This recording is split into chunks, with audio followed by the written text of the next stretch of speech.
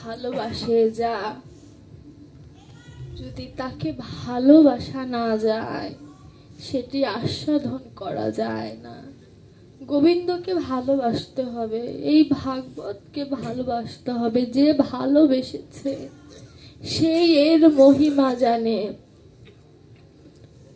এই প্রেম আস্বাদন করার জন্য, এই রাধারানীর প্রেম আস্বাদন করার জন্য আমার গৌরাঙ্গ মহাপ্রভু এসেছেন। নিজ প্রেম আস্বাদনে নিজেই অবতীর্ণ হয়েছেন। 3 বাঞ্ছা পূর্ণ করার জন্যই তো পৃথিবীতে এসেছেন। আমরা সবাই জানি 3টি রাধারানীকে ঘিরে। রাধারানী কার স্বরূপ? রাধারানী কে ভক্ত হিসেবে দেখতে হবে। একটি ভক্তর মধ্যে যদি অষ্টসাত্ত্বিক ভাব আসে, যদিও সেটি সম্ভব নয়, তার একটি ভাবও যদি কোনো ভক্তের মধ্যে আসে, তাকে সাধু সাধু বলে গ্রহণ করতে হবে। ভগবান সবকিছু সহ্য করতে পারেন, কিন্তু তার ভক্তকে কেউ যদি অবমাননা করেন, ভগবান সেটি সহ্য করতে পারেন। আজ না হোক কাল, তাকে কালে ধরবেই। এটি বাস্তব, প্রতিবার তিনি এটিরই প্রমাণ দিয়েছেন। এই যে ভাগবত লিখেছেন কে? বলেছেন কে? ব্যাসদেব। লিখেছেন কে? সিদ্ধিদাতা গণেশ। আজকে গণেশ পূজা, আজকে সরস্বতী পূজা, আজকে কিন্তু আবির্ভাব তিথিও রয়েছে অনেকের। আমাদের গৌরাঙ্গ মহাপ্রভুর অর্ধাঙ্গিনী বিষ্ণুপ্রিয়ার আজকে আবির্ভাব তিথি। স্বরগোস্বামীর মধ্যে একজন রঘুনাথ দাস গোস্বামী, তার আবির্ভাব তিথি আজকে। রাধারানীর পিতা বিশ্বভানুদেবের আজকে আবির্ভাব তিথি। অতীব পূর্ণ একটি দিন, অনেকগুলো মহিমা জড়িয়ে আছে এর মধ্যে। আজকে দিনটি অত্যন্ত শুভ একটি দিন। এই দিন যে ভাগবত আস্বাদন করে মন থেকে, ভাগবত তো সবাই শোনে। পরীক্ষিত তো 7 দিন ভাগবত শুনে উদ্ধার হয়েছিল। পৃথিবীতে অনেক জায়গা আছে 7 দিন, 8 দিন, 14, 15 অনেক দিন ভাগবত হয়। তা আমাদের উদ্ধার হচ্ছে না কেন? আমার মতো অধমের উদ্ধার হচ্ছে না কেন? একটি কারণ, শুনছি বটে আত্মস্থ করতে পারছে না, এই হৃদয়ে পটে অঙ্কন করতে পারছে না। যারা পাচ্ছেন তাদের বিগ্রহ, তাদের মূর্তি দেখলেই বোঝা যায় যে এই লোকটি ভগবানের খুব কাছের হয়ে গেছেন।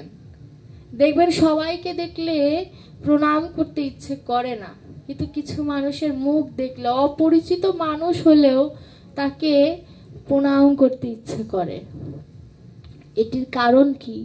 সে তার সাথে ভগবানের একটি সংযোগ আছে, এর জন্য তাকে প্রণাম করতে ইচ্ছা করে, তার সাথে কথা বলতে ইচ্ছা করে। সকলের প্রতি সকলের ভক্তি আসে না, কারণ ওই যে গোবিন্দের কৃপা, এটিও একটি গোবিন্দের কৃপা।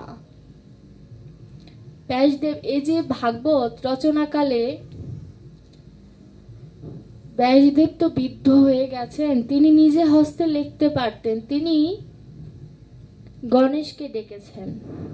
গণেশকে কেন? এখানেও একটি কারণ আছে। গণেশ দেবের অহংকার ছিল, সব পূজার আগে তাকে পূজা করা হয়, তিনি সর্বজ্ঞানী, শ্রেষ্ঠ, একটি অন্যরকম অহংকার চলে আসে। ব্যাসদেব নারদ মুনিকে যখন, নারদ মুনির কাছ থেকে যখন সেই নীলার দেখার মতো শক্তি পেলেন, তখন তিনি কি করলেন? ওই গণেশ দেবকে ডাকলেন। গণেশ দেবকে নারদ মুনি বলল যে ব্যাসদেব বৃদ্ধ হয়ে গেছেন, তার লেখার শক্তি নেই, তুমি লিখবে। গণেশ প্রথমে রাজি ছিল না, কিন্তু নারদ মুনির কথা অমান্য করলে অভিশাপের কাতারে পড়ে যেতে হবে, তিনি গেলেন। ব্যাসদেবের মতো মুনিকে তিনি শর্ত দিলেন যে আমি লেখা শুরু করলে আর থামবো না। ব্যাসদেব তো মহা বিপদে পড়লেন, কারণ একটি অধ্যায় যখন শেষ হবে তখন তাকে বিশ্রাম নিতে হবে। নতুন কিছু ভাবনা চিন্তা করতে তো বিশ্রাম নেওয়ার প্রয়োজন। এখন সে ছাড়া লেখার কেউ নেই। তখন ব্যাসদেব তাকে আরেকটি শর্ত দিল যে আমি বলবো, তুমি সেটি বুঝে তারপরে লিখবে। অর্থাৎ আমি যে শ্লোকটি বলবো সেই শ্লোকের অর্থ তুমি বুঝে তারপরে লিখবে, না বুঝে তুমি লিখতে পারবে না। জীবকে কি শিক্ষা দিলেন? প্রত্যেকটি কথায় একটি শিক্ষা আছে। এই যে না বুঝে লিখবে না, অর্থাৎ কি, আমাদের তো লেখার কাজ নেই, আমাদের পড়ার কাজ। অর্থাৎ আমি একটি শ্লোক পড়বো, যতক্ষণ ওই শ্লোকটি আমি আত্মস্থ না করতে পারবো পরের শ্লোকে যাওয়াটা অপরাধ। কিন্তু আমরা গীতা ভাগবত যাই পড়ি, ওই যে শুরু করি শেষে থেমে যাই, এর মাঝে কোনো বিরতি নেইনি। কিন্তু এটি নিয়ম না। একটি শ্লোক অর্থ সহ যখন আমি আত্মস্থ করতে পারবো, বুঝতে পারবো, তখন পরের শ্লোকে যাওয়ার নিয়ম। ব্যাসদেব এটি জীবকে শিক্ষা দিল। সরস্বতীর তীরে বসে এই ভাগবত লেখা। সরস্বতী এই পৃথিবীতে নদী নামে প্রবাহিত। তো নদীর তো ঢেউয়ের শব্দ থাকবে, এটি তো আর নদীর কোনো দোষ না। কিন্তু নদীর ঢেউ যদি থাকে বাবা, তাহলে ব্যাসদেব যা বলবে তার অর্ধেক গণেশ শুনতে পাবে, আর অর্ধেক গণেশ শুনতে পারবে না। আর গণেশ যদি শুনতে না পারে, ব্যাসদেবকে তো আর আরেকবার বলারও সুযোগ নেই, কারণ গণেশ বলেছে থেমে গেলে আর লিখবে না। এর জন্য যখন সরস্বতী তার এত বড় কল শব্দ দিচ্ছিলেন, আর ওই যে তখন ব্যাসদেব তার বুদ্ধি খাটাচ্ছিলেন, এইগুলোকে বলে ব্যাসকূট। অর্থাৎ ওই যখন মাথায় তার নতুন শ্লোক আসার জন্য কিছুটা সময় দরকার, অথবা ওই কলকল শব্দের জন্য সে গণেশ সম্পূর্ণ কথা শুনতে পাচ্ছে না, তখন তিনি কঠিন কঠিন শ্লোকের আবির্ভাব করতেন। এত কঠিন, ভাগবতে কিছু কিছু শ্লোক আছে উচ্চারণ করার সমস্যা হয়ে যায়, ব্যাকরণ বিশ্লেষণ করা যায় না। এটি ইচ্ছা করে ব্যাসদেব করেছে। এগুলোকে বলে ব্যাসকূট, চতুরতা। আর সরস্বতীকে অভিশাপ দিলেন। কি বললেন সরস্বতীকে? যে তোমার এত বড় সাহস, আমি এখানে ভাগবত রচনা করছি আর তুমি এখানে কলকল শব্দ করছো। তুমি কি জানো না এই শব্দে আমার ভাগবতে ব্যাঘাত ঘটবে? এই কথা বলে সরস্বতীর জল নিয়ে সরস্বতীকে অভিশাপ দিলেন। সে সেই পাতালে প্রবেশ করল। এর জন্য ভাগবত এখানেও একটি জীব শিক্ষা, যে ভাগবত অধ্যয়ন করাকালীন কোনো ব্যক্তি যদি শব্দ করে, আন কথা কুকথা বলে, বাবা এটি আমার কথা নয়, ভাগবতে ব্যাসদেব প্রমাণ দিয়েছেন, তার শাস্তি ভোগ করতে হয়। এর জন্য ভাগবতে এসে কীর্তনে যে আন কথা কুকথা বলা উচিত নয়। এমনও তো হতে পারে যে আমার এখানেই মৃত্যু হলো। যদি এমনটা হয়, তাহলে আমি যে কর্ম করেছি সেই কর্ম ভোগ করতে হবে, এবং যে চিন্তা করছি সেই অনুযায়ী আমার জন্ম হবে। আমরা তো সবাই তাই জানি। সুতরাং আন কথা কুকথা চিন্তা করা উচিত নয়। কীর্তনে যাই, ভাগবতের আসরেই যাই, প্রয়োজন ছাড়া অন্য ভক্তের শুনতে ব্যাঘাত ঘটে এমন কোনো কর্ম করা উচিত নয়। নববিধা ভক্তির প্রথমটি হচ্ছে কি? শ্রবণ। শাস্ত্রে বললেন শ্রবণ করো পরীক্ষিতের মতো। কীর্তন করো সুখদেব গোস্বামীর মতো, স্মরণ করো প্রহ্লাদের মতো, বন্ধন করো অক্রুতের মতো, অর্জন করো পৃথু মহারাজের মতো, পাদসেবন করো লক্ষ্মী দেবীর মতো, দাস্য ভাবানো হনুমানের মতো, সখ্য ভাবানো অর্জুনের মতো, আর আত্মনিবেদন করো বলিরাজার মতো। দেখুন কয়েকটি চরিত্রের সাথে নববিধা ভক্তি বুঝিয়ে দিলেন। সুতরাং শ্রবণ করতে হবে পরীক্ষিত মহারাজের কথা। এখানে পরীক্ষিত মহারাজের বিশেষ একটি ভূমিকা আছে।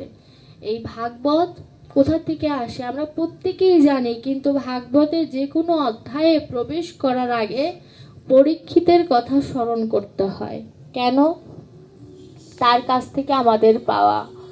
পরীক্ষিত মহারাজ বৈষ্ণব ছিলেন, আমরা সকলেই জানি। তাহলে একটি বৈষ্ণব কখন মৃগয়া শিকার করতে যায়? মৃগয়া তো খাওয়ার জন্য, হরিণ শিকার তো খাওয়ার জন্য। তা পরীক্ষিত মহারাজ যদি বৈষ্ণব হয়ে থাকেন, তাহলে তিনি মৃগয়া শিকার করতে কেন যাবেন? প্রশ্ন আসতে পারে। আর তিনি যদি বৈষ্ণব হয়ে থাকে, তার মধ্যে অহংকার আসলো কোথা থেকে? কারণ এই সর্প গলায় পেঁচাই দেওয়া, এটি তো একটি অহংকারের মধ্যে পড়ে। জীবকে শিক্ষা দেওয়া। কলি মহারাজ প্রবেশ করার আগে একটি গাভীকে বেদ দ্বারা বেত্রাঘাত করছিলেন। পরীক্ষিত মহারাজ এ মতো অবস্থা দেখে কলিকে হত্যা করার জন্য তীর ধনুক হাতে নিল। যখনই হত্যা করতে যাবে, কলি তাকে বললেন, দাঁড়াও। পরীক্ষিতকে বলল, আমি কলি, এখন থেকে আমার রাজ্য শুরু। আমার রাজ্যে পাপ কর্ম চলবে, এর জন্যই আমার জন্ম। তখন পরীক্ষিত বলল যে, তুমি কলি, ভালো কথা, তুমি 5টি জায়গায় থাকতে পারবে, এর বেশি কোথাও তোমার বিস্তার হবে না। 5টি জায়গার একটি হচ্ছে অহংকার। কলি মহারাজ চিন্তা করলেন, পরীক্ষিতকে যদি আমি আঘাত করতে না পারি, আঘাত কোন আঘাত? ওই যে 5টি শর্ত দিয়েছে, তার যে কোনো একটির মাধ্যমে যদি আমি পরীক্ষিতকে আঘাত করতে না পারি, আমার কলির রাজ্য শুরু হবে না। যেমন কথা তেমন কাজ। পরীক্ষিত মহারাজ মৃগয়া শিকার করার কথা সিদ্ধান্ত যখন নিলেন, মাথায় তখন একটি মুকুট পরিধান করলেন। মুকুটটি কার? কংসের পিতামহ শ্বশুর মশাইয়ের মুকুট। সেই মুকুটটি ছিল ছিনিয়ে আনা মুকুট। এমনি স্বর্ণ অহংকারের প্রতীক, তারপর আবার ছিনিয়ে আনা অহংকার।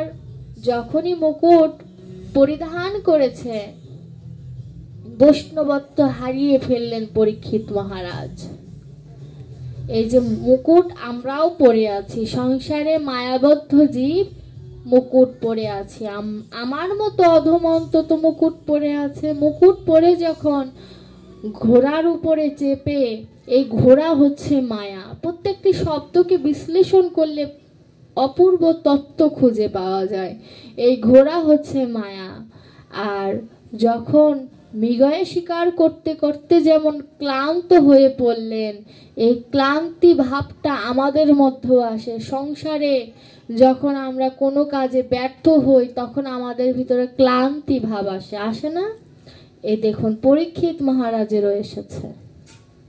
ক্লান্তি ভাব আসার পরে সে জল চাইলো। কার কাছে? যে ধ্যানমগ্ন, সে বৈষ্ণব।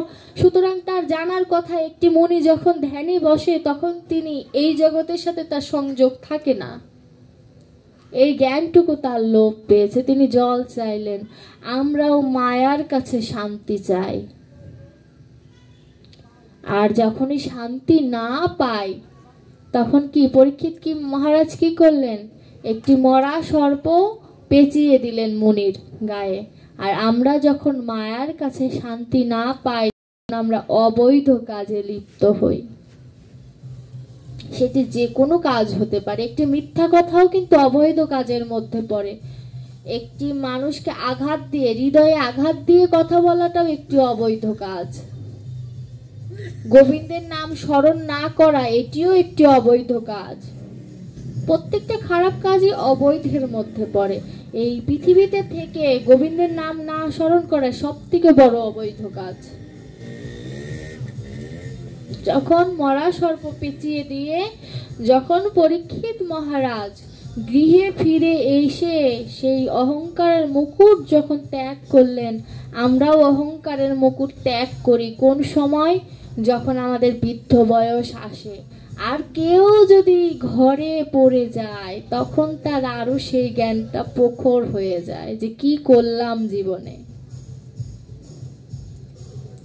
যখনই পরীক্ষিত মহারাজ সেই অহংকারের মুকুট পরিত্যাগ করলেন, তখন তার বৈষ্ণবত্ব যখনই ফিরে এসেছে, পরীক্ষিত মহারাজ তখন হায় হায় হতাশ করছে, এ কি করলাম আমি। আমরাও হায় হতাশ করি তখন। মনির পুত্র আরো তেজস্বী যখন সে জানতে পারল তার পিতাকে অপমান করা হয়েছে, তখন তিনি অভিশাপ করলো। আমরাও অভিশাপ পাই কেমন? মায়ার কাছে শান্তি না পেয়ে যখন অবৈধ কাজ করি, তখন অনেক কষ্ট দুর্ভোগ আমাদের ভোগ করতে হয়। এটি হচ্ছে ভগবানের একটি অভিশাপ। কিন্তু এটিকে অভিশাপ না বলে এমনও ধরা যেতে পারে যে আমাদের কষ্ট দেয় গোবিন্দকে স্মরণ করানোর জন্য, বোঝানোর জন্য। যখন মনির বরের ছেলে অভিশাপ করলেন, পরীক্ষিত মহারাজ কিন্তু এবার আর কোনো ভুল করেননি। তিনি হাতে তালি দিয়ে বললেন, এবার শান্তি পেলাম। কেন বললেন এ কথাটি? তিনি কিন্তু একবারও ছেলের কাছে বা বাবার কাছে যে অপরাধ ক্ষমা চায়নি যে এই অভিশাপ থেকে আমাকে মুক্ত করুন। আমরা হলে কিন্তু ক্ষমা চাইতাম, বা পৃথিবীতে যারা অভিশপ্ত হয়েছেন সবাই ক্ষমা চেয়েছেন, কিন্তু একমাত্র পরীক্ষিত মহারাজ হাতে তালি দিয়ে বলেছেন, এবার শান্তি পেলাম। তিনি অপরাধ ক্ষমা করার কথা একবারও বলেননি। তিনি পরীক্ষিত মহারাজ তার সর্বস্ব, তার সন্তান এবং তার পরিবারবর্গদের হাতে ন্যস্ত করে তিনি গঙ্গা তীরস্থ হলেন। গঙ্গা তীরস্থ হয়ে সেখানে পরীক্ষিত মহারাজকে অনেক মুনি ঋষি দেখতে আসে। একমাত্র পরীক্ষিত মহারাজই জানতো 7 দিন অন্তে তার মৃত্যু হবে। 7 দিনের মধ্যে না, কিন্তু 7 দিন অন্তে, মানে 7 দিন শেষে। এটা আমরা অনেকেই ভুল করি, বা অনেকের মধ্যে প্রশ্নটা থাকে যে 7 দিনের মধ্যে না 7 দিন অন্তে। 7 দিন অন্তে বলতে 7 দিন পরে। আর আমাদের কি, আমাদের ক্ষেত্রে 7 দিনের কোনো একদিনে মৃত্যু হবে। 7 দিনের যে বার, শনি থেকে শুক্রবার, এই 7 দিনের মধ্যে আমাদের মৃত্যু হবে। যখন পরীক্ষিত মহারাজ গঙ্গা তীরস্থ হলেন, সুখদেব গোস্বামীও তখন উত্তম পুরুষে পরিণত হলেন। সুখদেব গোস্বামী 16 বছর মায়ের গর্ভে ছিল। সুখ পাখি ছিল, তোতা পাখি। শিবের অমর কথা শুনে তিনি মায়ের গর্ভে মুখের মাধ্যমে প্রবেশ করেছেন। ব্যাসদেবের যেখানে কোনো ভূমিকা ছিল না। তো সেখান থেকে যখন 16 বছর, অনেকে বলে 16 বছর, অনেকে বলে 14 বছর মায়ের গর্ভে ছিল। এটা সঠিক তথ্য পাওয়া যায় না, কারণ এতদিন একটি সন্তান গর্ভে থাকে না। যাই হোক, তো যখন সুখদেব গোস্বামী ভূমিষ্ঠ হন, তিনি হা গৌর বলে বনে চলে গিয়েছিলেন। আমরা সবাই জানি যে রাস্তা দিয়ে গিয়েছিল সে রাস্তায় রমণীরা স্নান করছিল। যখন সুখদেব গোস্বামী যুবক সেখান দিয়ে চলে গেল, রমণীরা তাদের লজ্জা সংবরণ করলেন না। কিন্তু ব্যাসদেব যখন হা পুত্র বলে পেছন দিয়ে ছুটছেন, রমণীরা তার লজ্জা সংবরণ করলেন। ব্যাসদেব সেখানে দাঁড়িয়ে প্রশ্ন করলেন যে আমার ছেলে যুবক এখান দিয়ে চলে গেল, তোমরা সংবরণ করলে না, আমি তো বৃদ্ধ, আমি তো তোমাদের দিকে এমনিতেই তাকাবো না। তখন সেই রমণীরা বলল যে আপনার ছেলের মধ্যে কোনো কাম, ক্রোধ, লোভ, বাসনা কিছুই নেই যা আপনার মধ্যে আছে। এর জন্য আপনার ছেলেকে দেখে আমরা লজ্জা সংবরণ করিনি, আপনাকে দেখে করেছি। সুখদেব গোস্বামী দীর্ঘদিন বনে ছিল, এদিকে ব্যাসদেব ভাগবত রচনা করে যোগ্য শিষ্য খুঁজে পাচ্ছিল না। যাই হোক, একটি শ্লোক তিনি একটি শিষ্যকে শিখিয়েছিলেন। সেই শিষ্য সেই বনে কাঠ কাটতে যেয়ে সেই শ্লোক অধ্যয়ন করছিলেন। এমন সময় সুখদেব গোস্বামীর ছেলে সেটি শুনতে পান এবং সেই শ্লোকটিও এত মধুর শ্লোক ছিল যে গোবিন্দ অধমকে কৃপা করে। অর্থটি ছিল এরকম, গোবিন্দ অধমকে কৃপা করে। দয়ালং শরণং ব্রজেম, তার মতো দয়ালু এই ত্রিভুবনে নাই। এ কথা শুনে সুখদেব গোস্বামী ছুটে চলে আসে পিতার কাছে, ভাগবত পায় এবং সেখানে ভাগবত পেয়ে ব্যাসদেবের ইচ্ছায় তিনি গঙ্গা তীরস্থ হন সেই মুনি ঋষিদের মাঝে। পরীক্ষিতের আর বুঝতে বাকি রইল না যে সুখদেব গোস্বামীকেই তাকে গুরুবরণ করতে হবে। ওই যে তখন সুখদেব গোস্বামীকে গুরুবরণ করে তখন তিনি বললেন, এই 7 দিনের মধ্যে এমন কোন কথা শুনলে আমার মতো জীবের উদ্ধার হবে সেই কথাটুকু আমাকে আস্বাদন করান। এই যে এখান থেকে ভাগবতের উৎপত্তি, এই কথাগুলো জানতে হবে। এই কথাগুলো জেনে ভাগবতের যে কোনো অধ্যয়ন করতে সর্বোচ্চ আধা ঘন্টা লাগে, কিন্তু ভাগবতের যে কথাগুলো, এই কথাগুলো যে মর্মান্তিক কথাগুলো যদি আস্বাদন করা যায় অন্তর থেকে, তাহলে অনেক মধুর লাগে। সুখদেব গোস্বামী তখন পরীক্ষিত মহারাজকে এই জ্ঞান দান করে।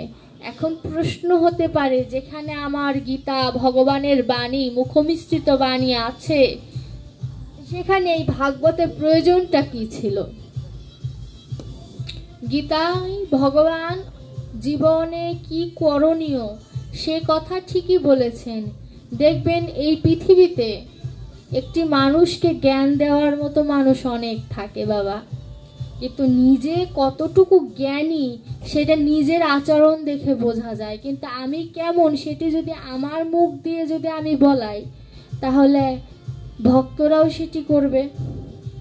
গোবিন্দ শিক্ষা দিয়ে গেল যে তোমার নিজের কথা তুমি নিজে কখনো আলোচনা করো না, তোমার মুখের এ কথা মানায় না। আমি ভক্তদের পাঠিয়েছি, তুমি যদি কোনো ভালো কাজ করে থাকো তা তোমার আশপাশের মানুষ